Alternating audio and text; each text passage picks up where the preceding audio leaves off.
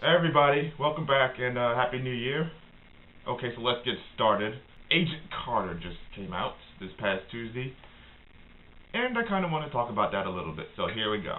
Now, from the moment I first heard about it, I thought, okay, this seems like a little bit of a stretch. I mean, this is not a very well-known character in the Marvel Cinematic Universe, but they might be going for something here. So, I gave it a shot. And then when I saw it, I actually realized, this is actually pretty decent. So, okay, you have Haley Atwell, who played Agent Peggy Carter from Captain America, the First Avenger, reprising her role in this series, and she's the main character. And from what I can tell, she's this really snarky, no-nonsense determinator who's determined to figure out whatever's going on. Well, that's cool and all. I do like the British accent that she has. You have Dominic Cooper reprising his role as Howard Stark now. Now, you also have Chad Michael Murray as one of the detectives from the Strategic Science Reserve, or the precursor to S.H.I.E.L.D., as it were. And you have good old 1940s sexism. Or at least I'm pretty sure it's still the 1940s, considering the war is over now. It's a spy espionage type of story.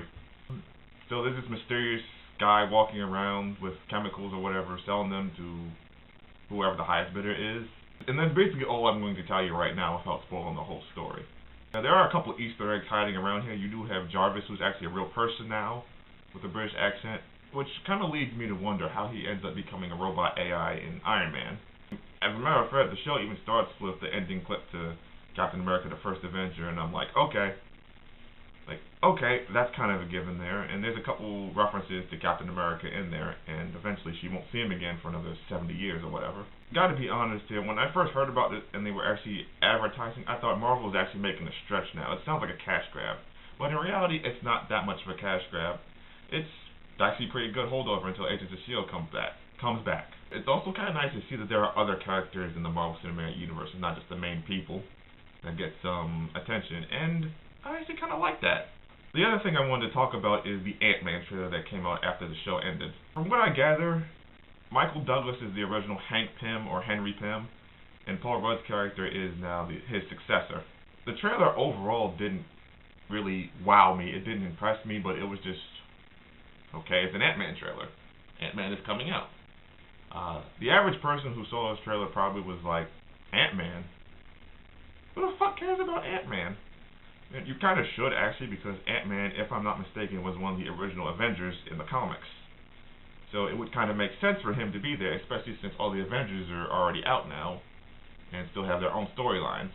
For those who don't know, Ant-Man is actually a character who can actually shrink down as small as an ant, hence the name, or grow in ginormous size, hence the name Ant-Man. Another thing about Henry Pym, or Hank Pym as you were, who was played by Michael Douglas in this upcoming movie, is that in the comics, he was originally the creator of Ultron. Now, we know that's not going to be the case in Avengers Age of Ultron because Ant-Man isn't around yet. So, there's that to look into. Overall, it was pretty much a decent trailer for a movie.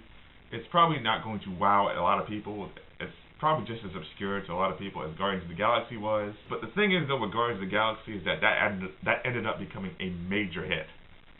And at this point in the game, Marvel's just batting 1,000. We just have to trust that Marvel always gets everything going, because they usually do. 2015 and further into the future, there's a lot of good movies coming out. This is only one of them. So, Agent Carter and the Ant-Man trailer, have you seen it yet? What did you think? Do you like it? Do you dislike it? Are you excited about Ant-Man? Whatever you think, leave a comment below and tell me how you feel. Also, don't forget to check me out on Twitter at Asteroid Mike. Don't forget to follow my blog. And as always, I will see you around. Peace out.